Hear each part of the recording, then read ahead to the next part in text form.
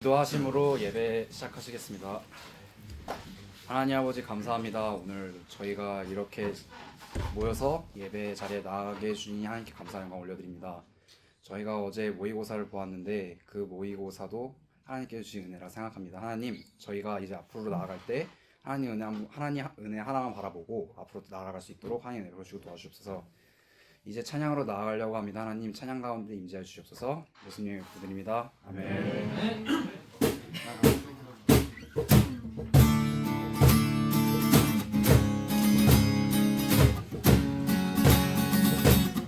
내 마음 다해 주 이름 찬양해 주 사랑 깊어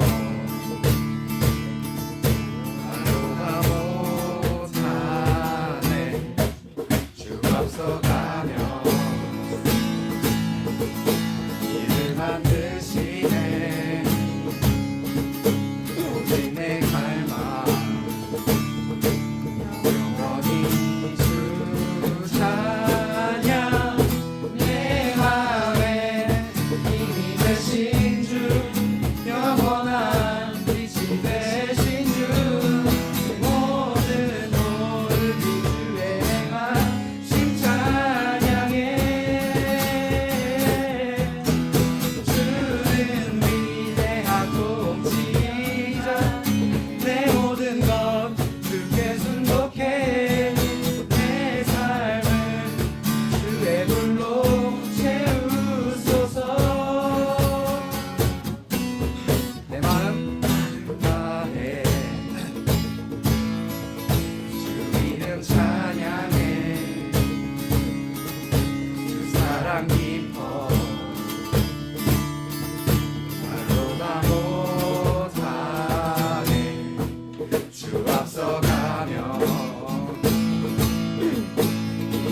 만드시네 오직 내 갈망 영원히 주 찬양 내 맘에 힘이 되신 주 영원한 빛이 되신 주 내 모든 모습이 주의 행하심 찬양해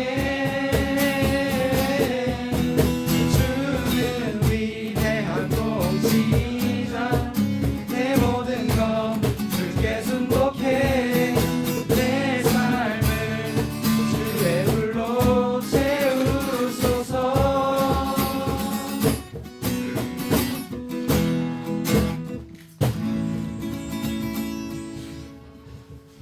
다시 일어나 찬양하시며 나아가겠습니다.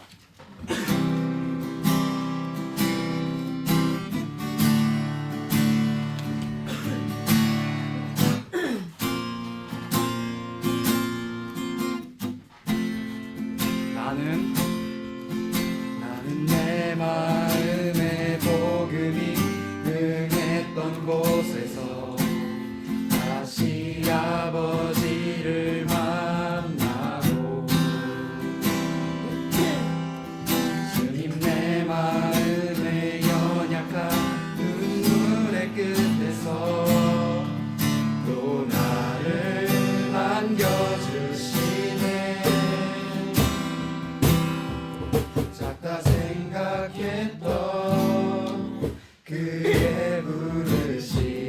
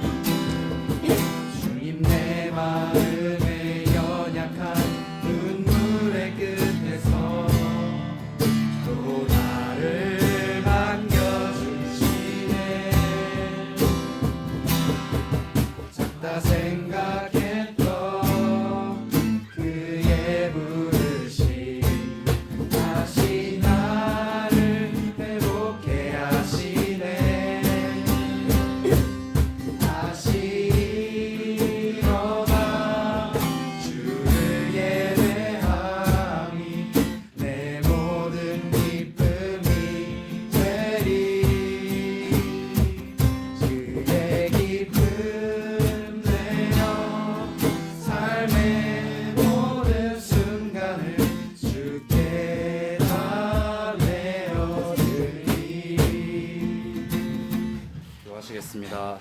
하나님 아버지 감사합니다. 오늘 저희가 이렇게 하나님의 예배 자리에 모였습니다. 저희가 단순히 교회에서만 예배드리는 것이 아니라 학교에서도 예배드림으로 인하여 하나님께 온전한 마음가짐으로 나아갈 수 있는 그런 예배자들이 될 수 있도록 은혜 베풀어 주시옵소서.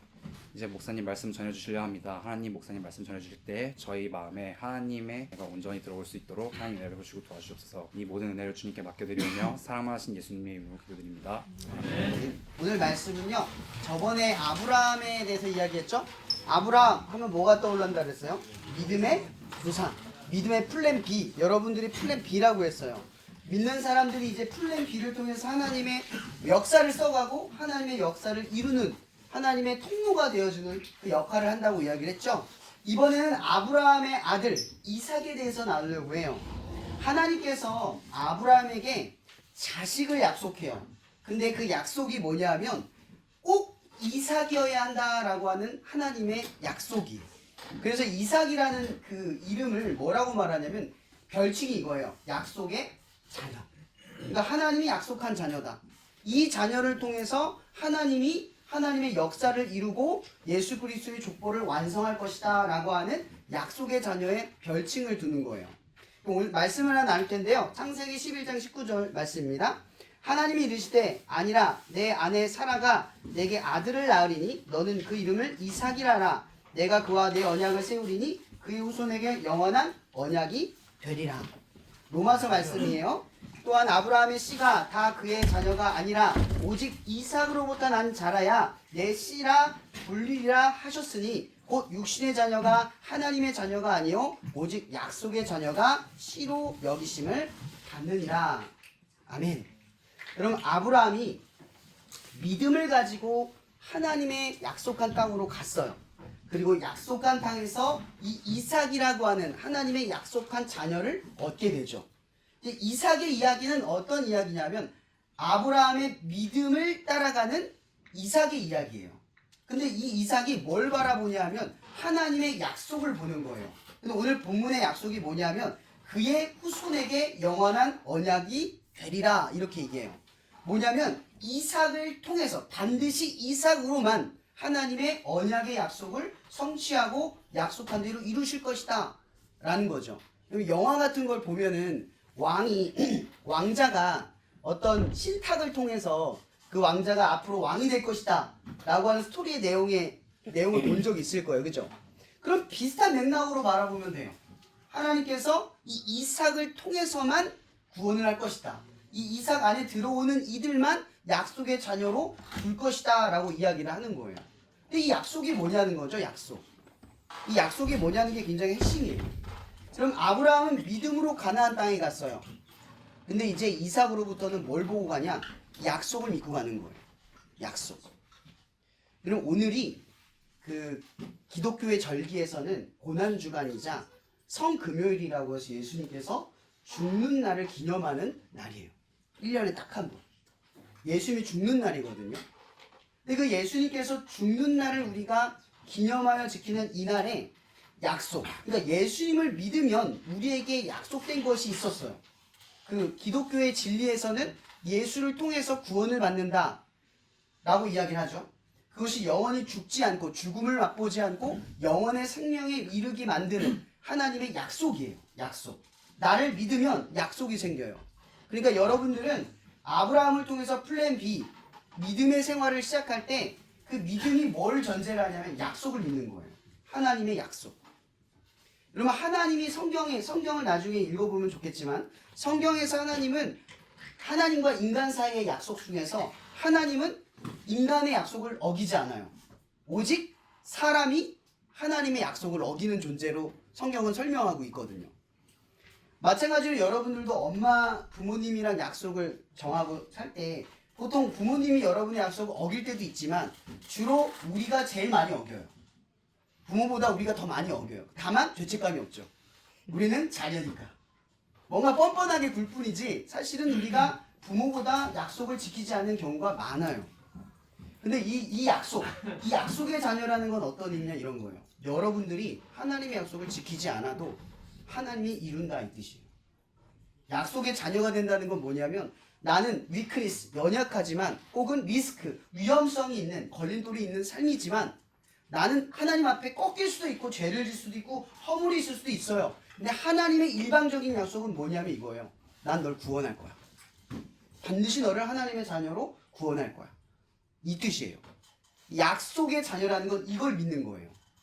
약속을 믿고 나아가는 거죠. 하나님이 여러분들을 너는 하나님의 자녀니까 앞으로 네가 뭘 하든 어떤 것을 하든 어떤 위치에서든 어떤 실패를 하든 어떤 성공하든 나는 너를 하나님의 자녀로 이끌 거야. 그 안에 부족함이 없도록 너를 책임질 거야.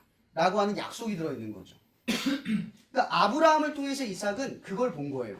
하나님의 약속을 본 거죠. 여러분 이게 별거 아닌 것 같잖아요. 여러분들이 시험을 어제 모의고사 봤잖아요. 그죠? 시험 보고 나서 여러분들의 심정 어때요? 잘 보면 기분 좋죠? 못 보면 나빠지죠? 그럼 여러분들이 믿어야 할 건 시험 성적입니까? 여러분들의 실력인가요? 이런 실력은 계속 떨어지거나 올라가거나 다른 사람을 만나면 견주어지지 못해요. 신뢰할 것이 되지 못한다는 거죠.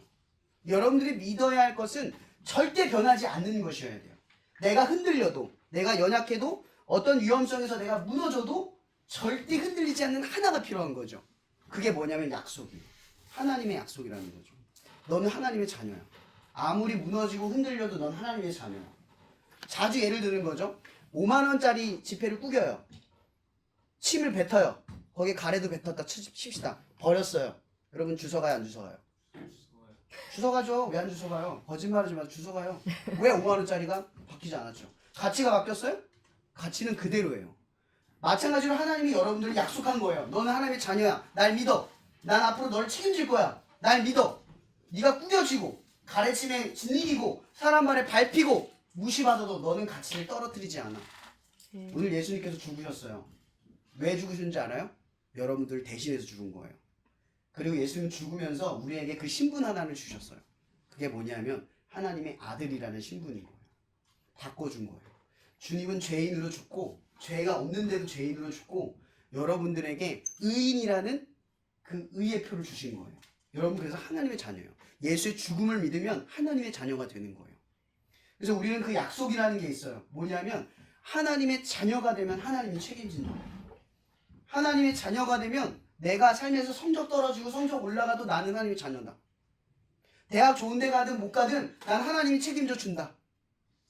내가 뭐 다치든 뭘 하든 하나님이 책임져 준다 라고 하는 믿음이 생긴다는 거죠.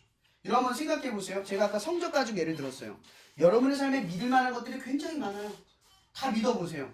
다 무너지거나 바뀌거나 불안해요. 이런 믿으면 믿을수록 잘못된 것, 변하는 걸 믿으면 불안해요. 근데 변하지 않는 걸 믿으면 든든해요. 그게 약속이라는 거죠. 그럼 예수님께서는 우리를 대신하여 죽으시면서 우리를 자기의 의로서 여러분들을 살리신 거예요. 이제 그분을 믿으면 영원한 구원을 얻을 뿐만 아니라 하나님의 자녀가 되는 권세를 얻어요. 약속을 믿고 살아간다는 게 이거예요. 그럼 여러분들이 만약 이 대학교 이제 대학을 입시도 하고 공부도 하고 미래에 대한 불안감이 있을 거냐, 그죠? 불안감이 있을 거예요, 그죠? 근데 그런 순간마다 약속을 붙든다면 나 하나님의 자녀인데 꿈이 지금 나에게 없는 불안해요. 내 하나님의 자녀인데 성적 좀 떨어져요. 나 하나님의 자녀인데 다시 공부하면 되지 뭐. 좀 힘들면 다시 하나님 붙들고 내가 공부하면 되지 뭐. 하나님 내 약속 바꾸지 않아 라는 분명한 약속이 여러분에 있다면 여러분 하나님이 오늘 말씀에 뭐라고 하냐 반드시 이삭으로만 내 씨라 여긴대요. 이게 뭐냐면 믿음의 약속을 믿는 사람만 내 자녀로 여긴다는 거죠. 반드시 그렇게 할 거래요. 반드시 내가 잊어도 내가 죄를 져도 내가 하나님에 멀어져도 하나님 잊고 살아가도 하나님을 향한 믿음만 있으면 그분이 책임져 주신다는 거죠. 여러분 아브라함은 약해도요 밀려나갔어도요 하나님이 끌어가셨어요. 이삭도요 나중에 눈이 멀었는데 죽지도 않은데 겁에 질려가지고 괜히 에서한테 축복 준다 그래가지고 야곱이 하나님 약속에서 어기면서 그 집안이 무너지기 시작했는데도 하나님 야곱을 끌어갔어요. 결국 야곱을 끌어갔어요. 창세기 28장 15절에 유명한 말이 있어요. 내가 반드시 너를 이끌어 이 땅으로 돌아오게 할지라. 여러분 하나님은 반드시라는 표현을 썼어요. 하나님의 약속의 자녀들에게 반드시라는 말을 썼다는 건 네가 어찌하든 뭘 하든 나는 너를 약속한 대로 구원할 것이다. 약속한 대로 하나님의 자녀라는 가치를 너의 죄나 연약함, 어떤 상태에 따라 바뀌지 않도록 너를 약속한 대로 자녀로 여길 것이다. 이렇게 약속했다라는 거예요.